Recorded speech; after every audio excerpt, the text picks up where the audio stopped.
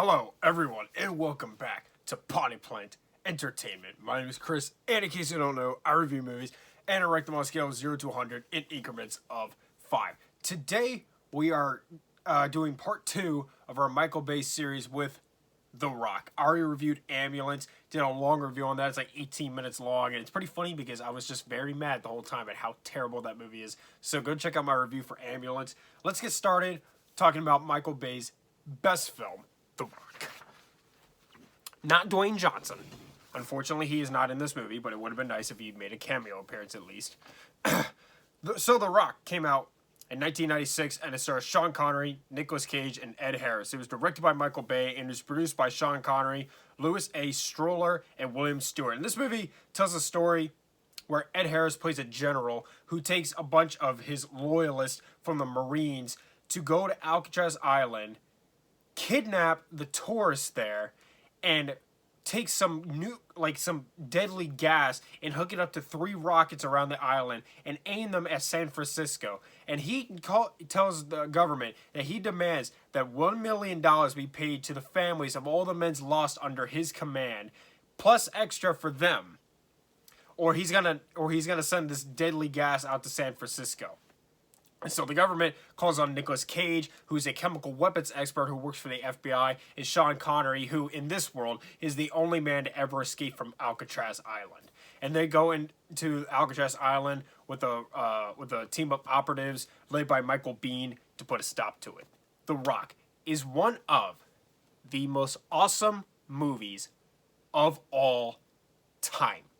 It's not perfect, but gosh, is it close. This is one of the coolest, most fun movies ever made. It's easily Michael Bay's best film. There might be one movie that I like slightly better than this that I will talk about in the future when it comes to Michael Bay, but even that, though there is one movie that I think I slightly edges this one for me, I can still admit this is his best work. It is. And I wish he would still make movies like this, because nowadays he makes stuff like Ambulance. It's just like, why, dude? Why? What happened to this? This was so good. What happened to The Rock? Make more stuff like The Rock, please, Michael Bay. Come on. No more Ambulance. We want The Rock. Make more stuff like The Rock. The Rock is good. Ambulance, it's just not. Okay? Alright. So The Rock is part of the Nicolas Cage holy trilogy of action films. It's this, Face Off, and Con Air. Now, I'm doing a mini review inside of my Michael Bay series where I will be reviewing all 3 of those movies in the Nicolas Cage holy trilogy. So I will be reviewing Face Off and Con Air. So subscribe to the channel so you can see that. But I am going to be reviewing this other Michael Bay movies that I talked about as well in the other video. So without further delay, let's get into my pros and cons for The Rock. So, this is one of the most exciting films of all time. This movie is nonstop action, and the action is really, really good. This movie is just pumped full of energy. This is one of those movies that it's like, it's a nail biter, and it just gets you at the edge of your seat. There's constant suspense in this film.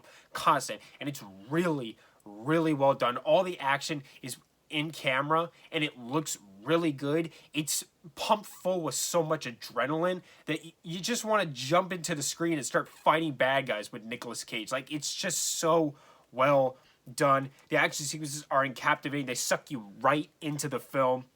There's a good sense of adventure in this movie, too. There's this great scene where Nicolas Cage is in, like, the sky cart on Alcatraz Island, and these bad guys get in one behind him, and they start shooting at him as the thing is moving, and it reminded me very much of Temple of Doom. It's just got like that good sense of adventure to it, even though it mostly, not all of it, but it mostly takes place in one location. There's a lot of movie before they get to Alcatraz Island, but all of that is just as good as the stuff on Alcatraz Island, which is good. It's not like The Goonies where it feels like it takes a long time for them to get on their adventure, because all the stuff leading up to Alcatraz is just as exciting as the stuff on Alcatraz.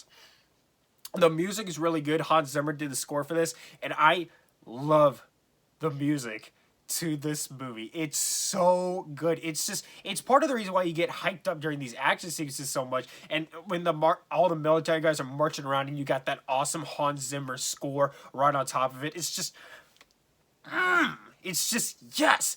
This is masculinity at its finest, and I love it. I love every minute of it. I love the cast in this movie. Michael Biehn actually, so he plays the leader of this military group, right? But in real life, they actually did get guys who were like former Marines or current Marines, I don't remember, to play the parts of his team. And so he felt very awkward about like commanding this actual team of soldiers, but he does a fantastic job. He's just as good in this as he is in the Terminator and the Abyss and the Terminator. He's really good in this movie. Of course, Sean Connery is fantastic in this movie. This is one of the movies he's best known for. And Nicolas Cage is awesome in this. Nicolas Cage is perfectly casted because he takes a character that on paper is really kind of boring, but he does his own thing with it, and he makes it a really good character. Nicolas Cage and Sean Connery are very good together. They have good banter with each other, and it's very funny. Sean Connery is really good in the action sequences. He has really good dialogue, and the character's really smart, which makes him more likable. There's a lot of recognizable actors in this movie. There's a lot of guys that there's a lot of hey, it's that one guy from that one movie. There's a lot of actors in this movie that you'll probably be like, hey, that guy, which is always nice. The villain is not really a villain. Ed Harris, he plays this character who's really more of an antagonist than he is a villain because you agree with his drive. He's really, his motivation is a good thing because he lost all these soldiers in these secret missions, and so they never got a proper military burial. Their families ended up sort of getting screwed over because they didn't want to recognize their deaths because they died on secret missions. And so he's just this is wrong. And even Michael Biehn says to him when he comes face to face with him in the film, he's like, God knows I agree with you, because he's absolutely right, but it's just the way he's going at it that's wrong. And he feels bad whenever people die in this film. And so he's not a villain, he's an antagonist. And he's really very likable in that sense because of it. Let's see. This movie also has great practical effects. One thing I will give Michael Bay still credit for is that he still likes to utilize practical effects in his film. He's one of the few directors working today that just pretty much shuns out CGI. Of course, unless, they're Transformers, because you can't actually make a Transformer. But he does a lot of practical explosions. The jets at the end of the film are actually CGI'd in. And I think that's because of budget restraints. But there's also, let me see.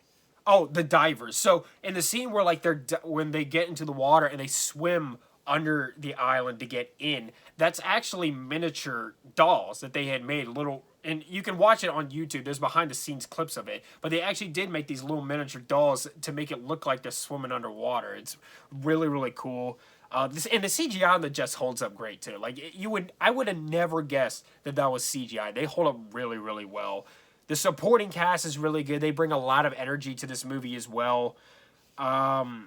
This movie is also very quotable. I want to give you, let's see, 4 of my favorite quotes from The Rock. So Nicolas Cage says, "How in the name of Zeus's butthole did you get out of your cell?" And then he says, let's see, "What do you say we cut the chit-chat a-hole?"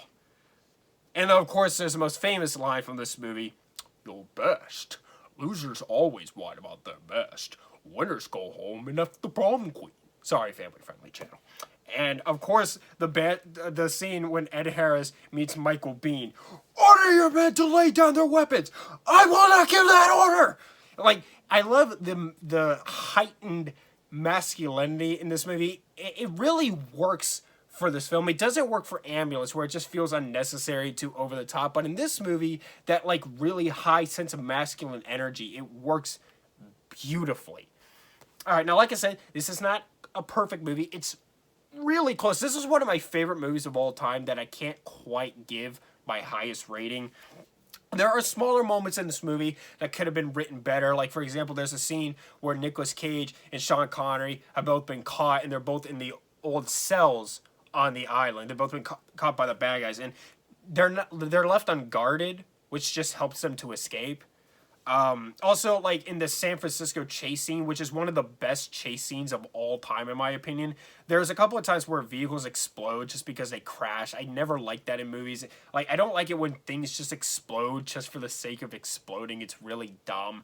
So, there's moments like that in the film. It's not quite perfect, but it's, like, this close. All right.